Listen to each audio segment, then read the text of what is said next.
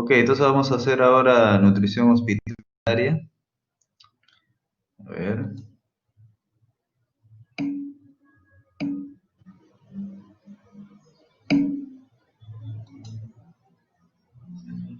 Ok, miren, para que ustedes puedan hacer una valoración nutricional en los pacientes hay diversos modos, métodos para poder llegar a esa información. Podemos empezar desde el punto de vista clínico en cuanto a la medición de la pérdida de peso. Miren, lo que clásicamente ustedes denominan síndrome consuntivo, que normalmente están familiarizados con la pérdida del 10% del peso en los últimos 6 meses, pero fíjense que también lo pueden valorar en cuanto a un corte de tiempo diferente. ¿Ok? Incluso en una semana se podría considerar qué es lo que es pérdida de peso. Otro biomarcador que es el que más trascendencia y utilidad práctica tiene es la hipoalbuminemia. Si bien obviamente puede tener una sensibilidad o una especificidad que puede afectar propiamente como biomarcador nutricional, sin embargo, a diferencia del resto de biomarcadores, es el que, como vuelvo a decir, más se utiliza. En cuanto a las medidas antropométricas, fíjense de que la que actualmente se podría recomendar es la del pliegue tricipital. De por sí las medidas antropométricas están en desuso. Sí que tenemos que tener una buena comunicación propiamente con la nutricionista, que pueda tener los glicómetros para poder valorar esto. Pero de todas maneras, como medida antropométrica que actualmente se puede reconocer como útil, queda esta. Otro es el grado de linfopenia. Fíjense que mientras más linfopenia tenga, más se asocia a una gradación de desnutrición. Por otro lado, hay que recordar lo que es el balance nitrogenado, ¿cierto? Ya que estamos hablando de balance nitrogenado, estamos hablando de balance proteico.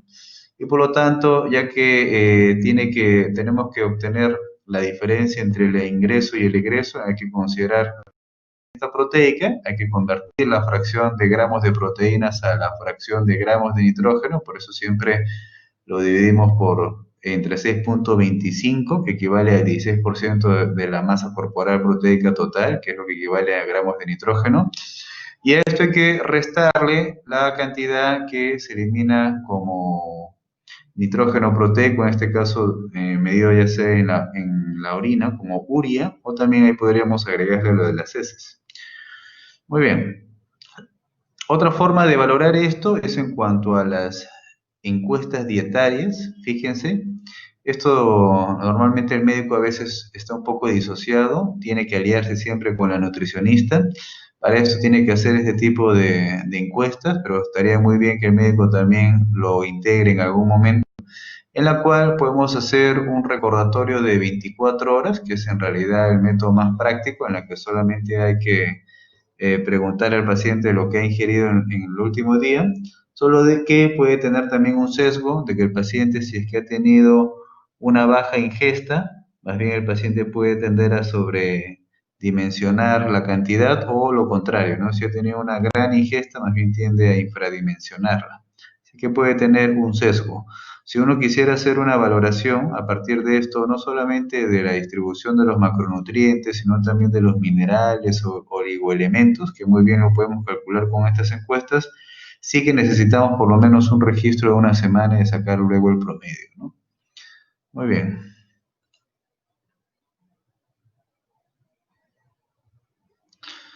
Miren, esta es una encuesta nutricional ampliamente aceptada hoy por hoy que se utiliza en bastantes estudios para fines de publicación, que tiene una sensibilidad y especificidad adecuada, que es la valoración global subjetiva. Como su mismo nombre implica, es subjetivo, puesto que al final, fíjense, nosotros después de haber hecho esta encuesta, que considera historia clínica y examen físico, hacemos una valoración global el sujeto que lo ha analizado, ¿no? Básicamente lo va a graduar en A, B, C. A sería el bien nutrido y el resto sería relacionado a la desnutrición.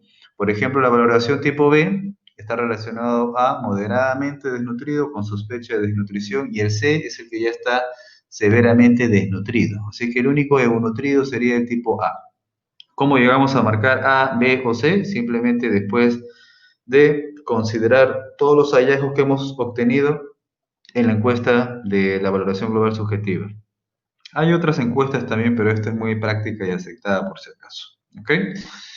Fíjense que ustedes cuando valoren esto, eso también lo verán en clínica, cada vez que vean a un paciente es muy fácil de hacer esto. Primero pueden consignar lo del cambio, la pérdida de peso, ¿ok?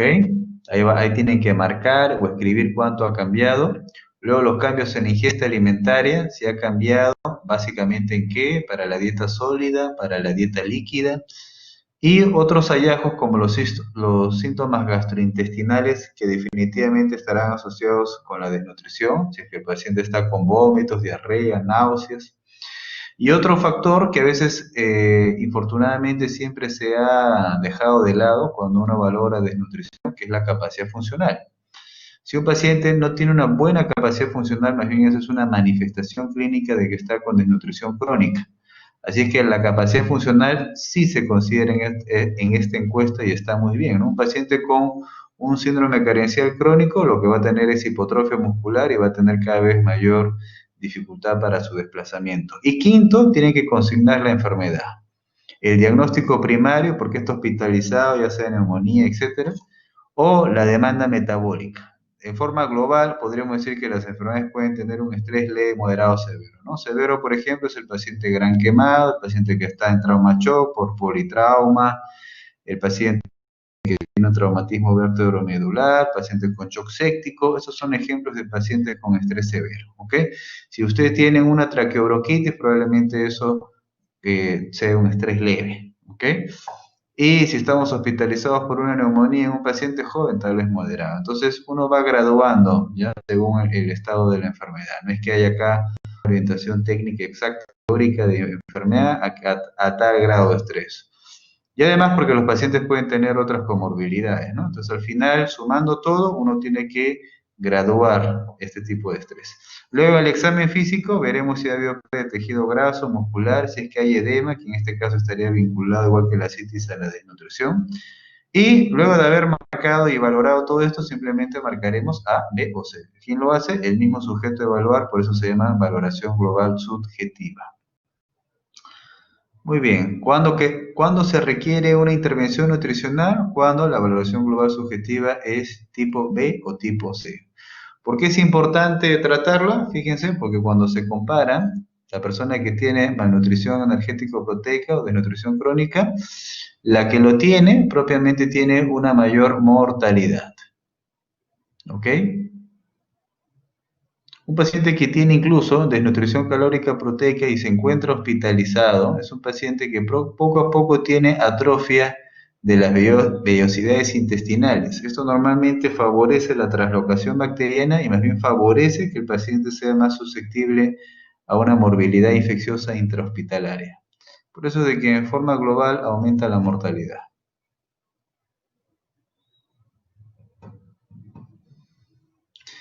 Bueno, ustedes deben de recordar esto ya desde bioquímica, cómo está distribuido los requerimientos de los macronutrientes. En forma así global, decimos que los carbohidratos están aproximadamente 60%, las grasas, ya sean las poliinsaturadas, saturadas y monoinsaturadas, en 30%, y las proteínas, básicamente con ese 10% restante, ¿no? ¿Cuánto es la cantidad de proteínas que ingerimos por día en una persona normal? Es una normoproteica cuando es la ingesta de 0,8 gramos por kilo por día, ¿ya? Ese es el DRI, ¿ya? La dosis recomendada internacional para la ingesta proteica. Hidratos de carbono, al menos 130 gramos, esto hay que tenerlo en cuenta. Fíjense que cuando una persona está hospitalizada y no recibe ninguna alimentación y solo le dejan dextrosa, que cada frasco tiene 50 gramos, si solo le dejan dos frascos, en realidad llega a 100 gramos. O sea, solamente estamos cubriendo al límite las necesidades calóricas que normalmente se requieren, por ejemplo, para el sistema nervioso. Y en cuanto a la fibra, es importante recordar que cada 10 gramos de fibra debe de agregarse por cada ingesta de 1000 kilocalorías.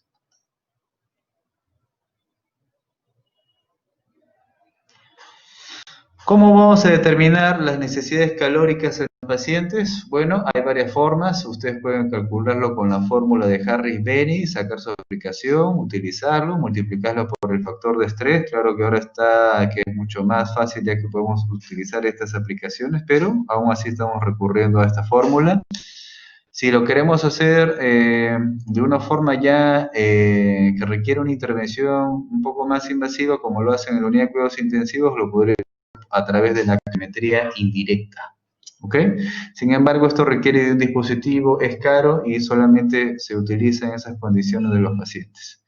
El método que se les recomienda desde ya y desde esta clase es algo práctico, es de que yo debo de enfocar las necesidades calóricas cuando voy a iniciar la dieta como intervención nutricional basado en este régimen de 25 a 30 kilocalorías por kilo. Yo puedo comenzar con ese valor y luego puedo ir progresando secuencialmente en los días, ¿ya? Entonces es muy fácil, 25 a 30 kilocalorías por kilo.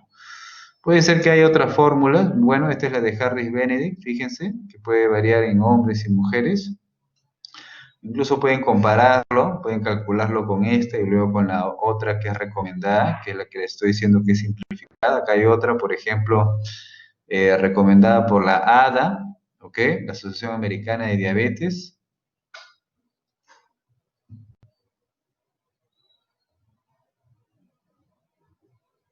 Y la calorimetría indirecta que les diga que es una forma más invasiva, más exacta, está relacionado con el consumo de oxígeno, ¿ok? Por eso ven acá el marcador del VO2, que es el del consumo de oxígeno. Pero la recomendada es básicamente la de 25 a 30 kilocalorías por kilo. Algunas recomendaciones, fíjense en malnutrición, este gasto energético se calcula el peso actual y en los pacientes con obesidad debemos de calcularlo con el peso ideal. ¿Ok? Muy bien. 25 a 30, ya lo dijimos, una forma práctica.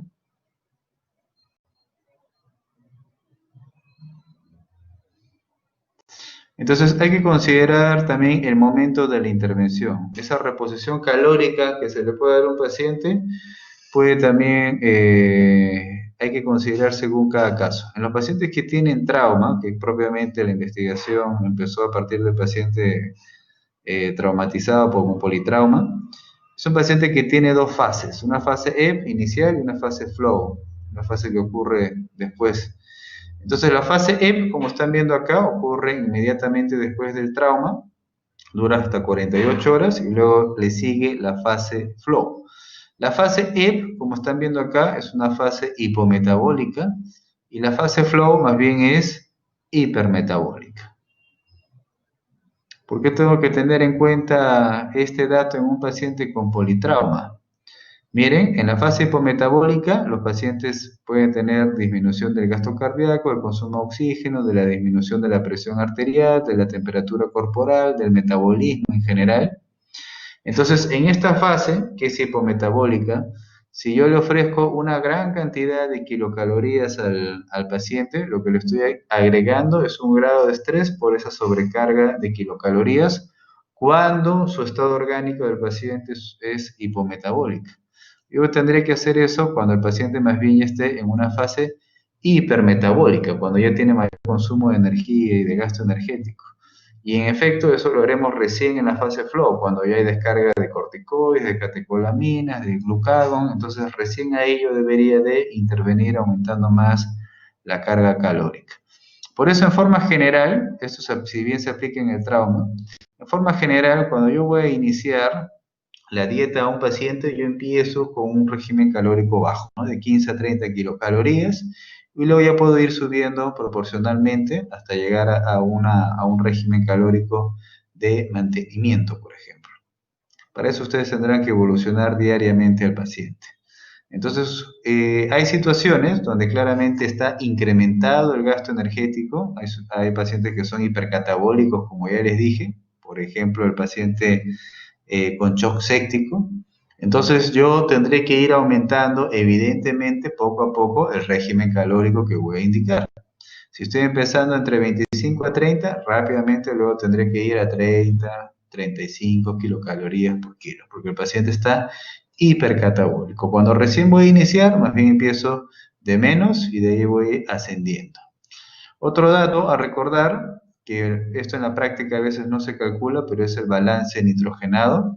Bueno, de por sí el balance nitrogenado en el organismo debe ser casi neutro o ligeramente positivo porque se está este, puede haber una diferencia entre la ingesta y la eliminación, ¿ok? En cambio, ¿qué pasaría si el paciente estuviera francamente hipercatabólico? Si el paciente está hipercatabólico, lo que está haciendo es consumo, ¿cierto? Así como está haciendo lipólisis, glucogenólisis, también eventualmente hará proteinólisis. Entonces, esto, ¿qué es lo que está produciéndose? Se está generando una mayor pérdida, ¿cierto? De productos nitrogenados, ya sea en orina, por ejemplo, y al eliminarse más, entonces, ¿qué es lo que va a ocurrir? Esa diferencia entre la ingesta, el ingreso y el egreso va a ser ahora negativo. Por eso, como dice aquí, cuando es inferior a 5, ya implica un grado de desnutrición y será mucho mayor si es que esa diferencia negativa se incrementa, ¿no? Por ejemplo, a menos 10.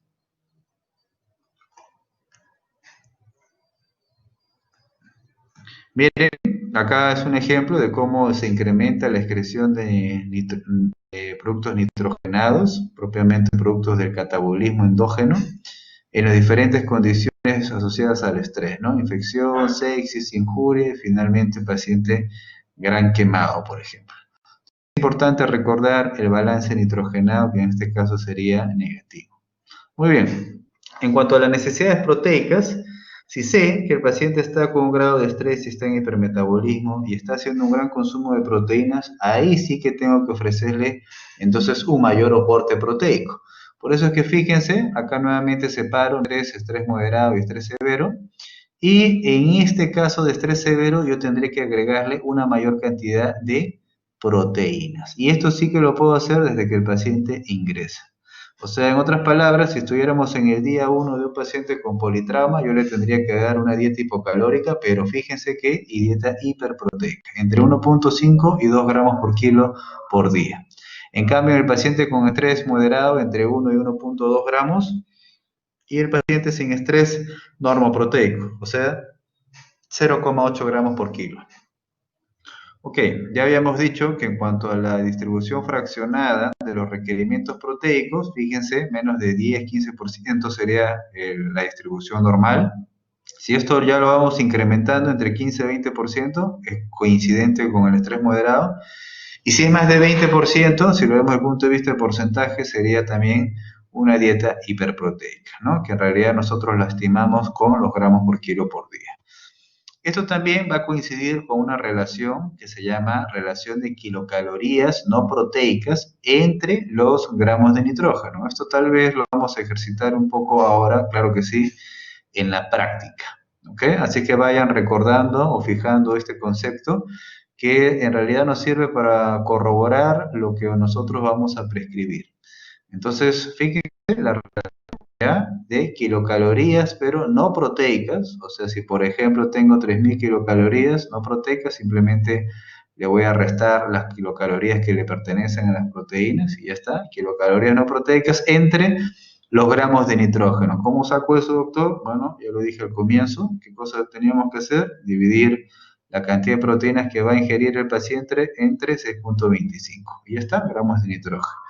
Veo la relación, si la relación es menos de 100 a 1, es una relación equilibrada, ¿cierto? En el caso del estrés severo, ¿no? Es coincidente con esa dieta hiperproteica, se supone.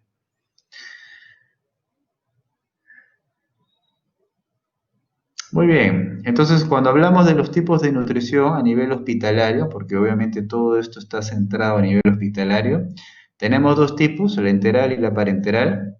Fíjense, ¿cuál es la indicación de la nutrición enteral? A ustedes les vamos a preguntar primero, como siempre, cuál es el diagnóstico del paciente. ¿Tiene algún grado de diagnóstico de nutrición? Bueno, ustedes lo tratarán de identificar en los casos clínicos. ¿Cómo lo van a identificar? Ya lo hemos dicho, los biomarcadores en la primera positiva y también a través de la valoración global subjetiva. Y luego de ello me tendrán que decir si es que el paciente tiene indicación o no de nutrición enteral o parenteral. ¿Ok?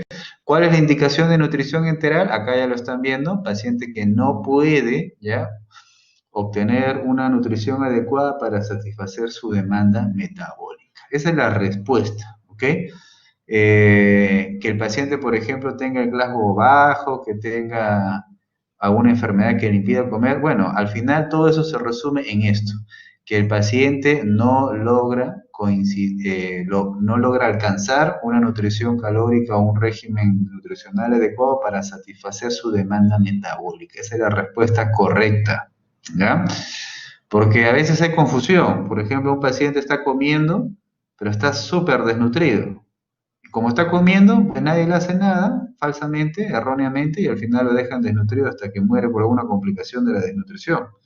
Si un paciente come, pero digamos que come solo la mitad, esté poréxico, está comiendo, pero no logra alcanzar su requerimiento nutricional de su demanda metabólica, entonces requiere una intervención de nutrición enteral. ¿Ok?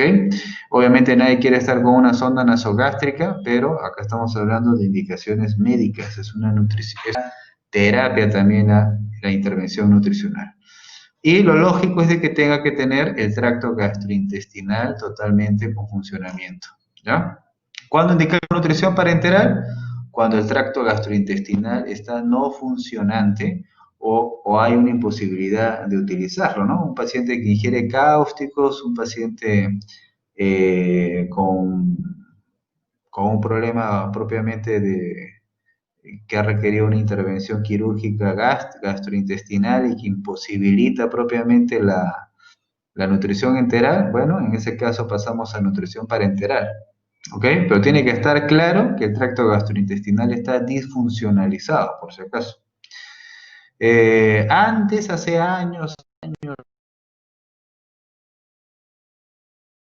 atrás había una discusión, ¿no? De cuál era la terapia nutricional, si era mejor la enteral, la parenteral, pero esa discusión quedó totalmente ya enterrada, ¿no? Desde hace ya muchos años, puesto de que la nutrición enteral, desde el punto de vista más fisiológico, de lejos, obviamente es mejor y se está asociada a menos complicaciones. La nutrición parenteral se utiliza solo si es que no es posible la nutrición enteral, ¿no? ¿Ok? Muy bien. O sea, no es que la va a aventajar en algo a la nutrición enteral. Muy bien, la sonda nasogástrica, miren, acá están los materiales de los que normalmente están hechos, de polivinilo, poliuretano, dura un poco más si es siliconada, mide de 8 a 12 French. Fíjense que a veces se puede obstruir, y cómo lo desobstruimos, que muy bien lo sabe la enfermera, a través de bebidas bicarbonatadas con agua caliente.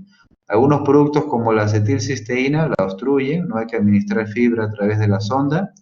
Es mejor darle una administración continua, pero requerimos una bomba de infusión continua, ya que si lo administramos así va a inducir menor residuo gástrico, menor riesgo de aspiración.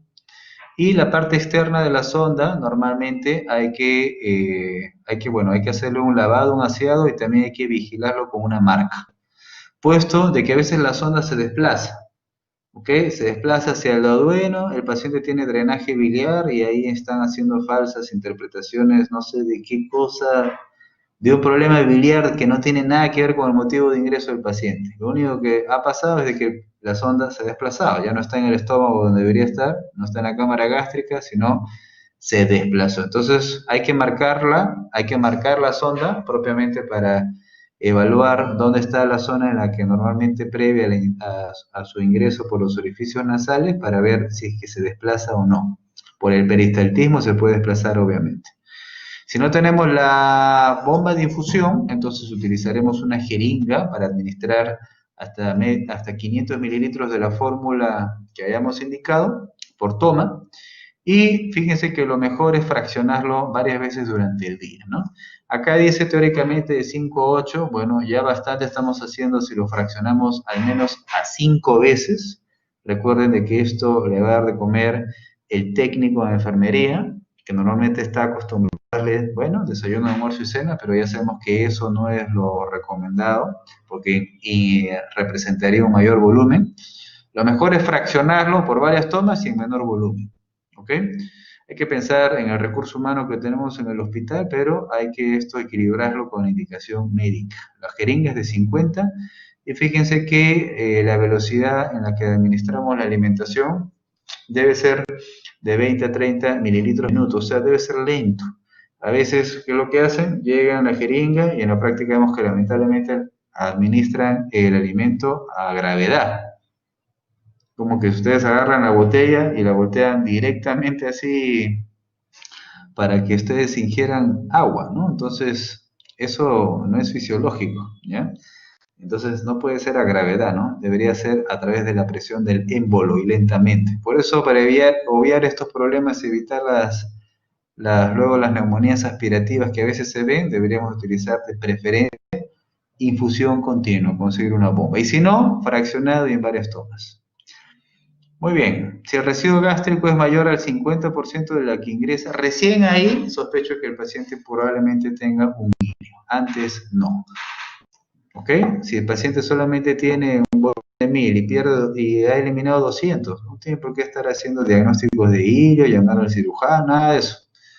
Muy bien, los tipos de fórmulas enterales son dos, poliméricas y oligomonoméricas. Entonces, de las poliméricas, fíjense de que son las que más se aceptan, ya hoy por hoy, a diferencia de las oligomonoméricas, en las que tenemos básicamente disacáridos, etcétera. En cambio, las poliméricas, ¿por qué es la que más se aceptan? Por su osmolaridad. Mientras más fracciones del alimento, en este caso de proteínas, tengamos, o de carbohidratos, lo que vamos a tener es más solutos. Y al tener más solutos vamos a tener más osmolaridad. Y al tener más osmolaridad vamos a generar eventualmente una diarrea osmótica. Entonces, el paciente no va a tener una buena tolerancia a una fórmula oligomonomérica, a diferencia de una fórmula polimérica. ¿Ok? Así que es importante el tema de la osmolaridad. Muy bien, a nivel hospitalario, las fórmulas poliméricas que podemos utilizar son varias, va a depender básicamente de dos cosas. Va a depender de cuánto me ofrezca de proteínas y de cuánto va a ser su densidad calórica. ¿Ok? Entonces miren, ahí tenemos varias fórmulas de uso convencional a nivel hospitalario. Y el Ensure, el clásico, miren, pueden ver que ofrece 35 gramos por cada litro de solución de esta fórmula, 35 gramos, el Osmolae ofrece un poquito más, 40 gramos. Ambas fórmulas son isocalóricas, o sea que significa que un mililitro aporta una kilocaloría. Y nosotros tenemos que buscar esa tendencia de la indicación de la intervención nutricional, que las fórmulas tengan una densidad isocalórica. Cuando se incrementa la densidad calórica, a veces el paciente también puede tener eventualmente algún grado de intolerancia, pero eso ya lo tenemos que valorar evaluando la respuesta clínica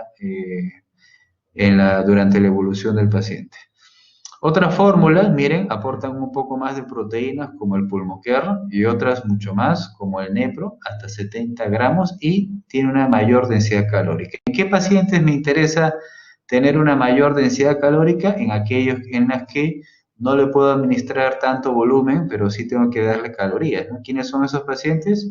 Los que tienen problemas justamente de estados de sobrehidratación. O sea, el paciente en anuria con falla renal, el paciente que tiene falla cardíaca, son pacientes que no los puedo congestionar. Entonces le doy una fórmula que tenga mayor densidad calórica.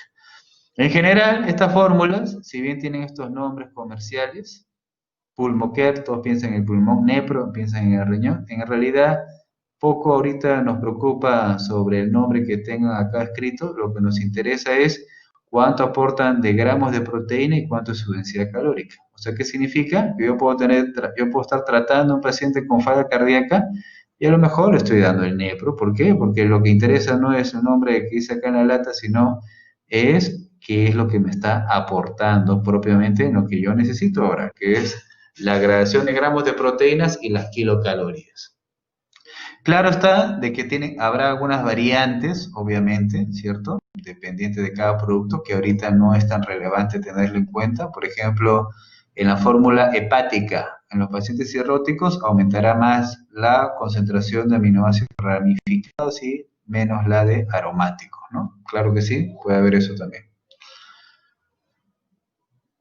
Ok, algunos ejemplos finales de algunos casos de enfermedades en cuanto a la intervención. Miren, en la insuficiencia respiratoria aumenta el gasto energético. Muchos había hablado a veces de que los pacientes que tienen enfermedades obstructivas crónicas como consecuencia de la hipercapnia nosotros tendríamos que reducir el aporte calórico, especialmente los carbohidratos. Pero actualmente, de por sí, lo que más que importa en los pacientes es no tanto hacer una reducción de la carga de los carbohidratos, sino darle simplemente las kilocalorías que correspondan necesita el paciente. Muy bien, en el paciente gran quemado, igual es un ejemplo de una gran pérdida de proteínas, es un régimen calórico alto, ¿ok? En el primer día empezaremos, como ya les dije, una dieta hipocalórica hiperproteica y luego más bien tendremos que evolucionar a una dieta hipercalórica por su hipermetabolismo y continuará siendo una dieta hiperproteica, ¿ok? Muy bien, ahí está la relación kilocalorías no proteicas y gramos de nitrógeno. En el caso de cirugía, va a depender del tipo de cirugía de la que estemos hablando. Esto, miren, ahí están los factores de estrés que normalmente utilizamos con la fórmula de Harris-Benedict. Podemos multiplicarlo según el tipo de intervención quirúrgica que vayamos a utilizar. Ustedes podrían también comparar el resultado con esta fórmula de Harris-Benedict. En los pacientes que tienen enfermedad renal crónica, miren, es un paciente hiporéxico, varios factores, la polimedicación, los pacientes tienen disgeusia por uremia, tienen gastroparesia urémica, la acidosis metabólica también induce hiporexia, y estos pacientes tienen una condición en cuanto a desnutrición calórica proteica que se llama malnutrición, producto del el síndrome de la malnutrición e inflamación. Entonces aquí lo que encontraremos además dentro de ese cuadro carencial es citocinas proinflamatorias incrementadas y que también está vinculado a su grado de hiporexia. Entonces, en un paciente con enfermedad renal crónica que aún no dializa, sí que se indica una restricción proteica y ¿cuánto es eso? Es 0,6 gramos por kilo por día, ¿ya? Si lo normoproteico es 0,8, esto es un poco menos. Y cuando ya el paciente se encuentra en hemodiálisis, yo tengo que incrementarlo hasta 1,2 gramos y si está en peritoneal, hasta 1,4 gramos por kilo día. ¿Ya? Se pierden aminoácidos en la hemodiálisis y en la diálisis peritoneal y yo tengo que suplir esto. Y en la cirrosis, fíjense que no es que actualmente hoy se recomienda una restricción proteica, al paciente también le puedo dar un grado de concentración proteica, depende del grado de estrés que lo lleva a hospitalizarse. Lo que sí hago esos tipos de modificaciones en cuanto a la distribución de aminoácidos ramificados o aromáticos. ¿Ok? Muy bien, esto es en cuanto a la clase de nutrición hospitalaria. Lo que ustedes van a hacer entonces en su práctica es, además del diagnóstico, decidir si le van a dar nutrición enteral y luego cuando ya van a tener que prescribir la fórmula que van a utilizar, tienen que seguir una secuencia, ¿no? La primera secuencia es cuánto le van a dar de kilocalorías al paciente. ¿Ok? Ese sería el número uno. El número dos, los requerimientos hídricos. ¿Cuáles son los requerimientos hídricos? ¿Cuántos son? Es a ver, 35 a 40 mililitros por kilo, ¿cierto? Entonces yo tengo que tratar de pensar de que si yo estoy diciendo que mi dieta debe tener una densidad isocalórica, entonces más o menos debe haber una consistencia entre las kilocalorías por día y el requerimiento hídrico diario. Tercero, veré los requerimientos proteicos. ¿Cómo me guío? Por el grado de estrés. ¿Ya? ¿Listo? Y una vez que tengo esos valores, listo, ya puedo estimar qué fórmula enteral podría escoger, ¿no? La lista ustedes ya la tienen ahí, que ya les dice cuánto aporte de proteínas y cuánto aporte de kilocalorías. Entonces siempre tienen que hacer reglas de tres y al final hacer la prescripción que corresponde al paciente, considerando lo que hemos dicho en el caso de la nutrición enteral, qué cosa debe de administrarse. ¿Ok? Es mejor una fórmula polimérica, oligomérica y cuál. Todas las que hemos presentado ahí son poliméricas, excepto el alitrac, ya que es oligomérica. Muy bien, ¿tienen alguna pregunta final o pregunta tienen?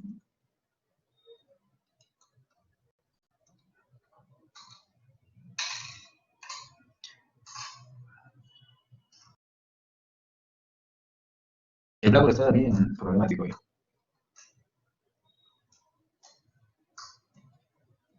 Ok, a ver. Muy bien, eso es todo entonces. Ya nos vemos en la práctica.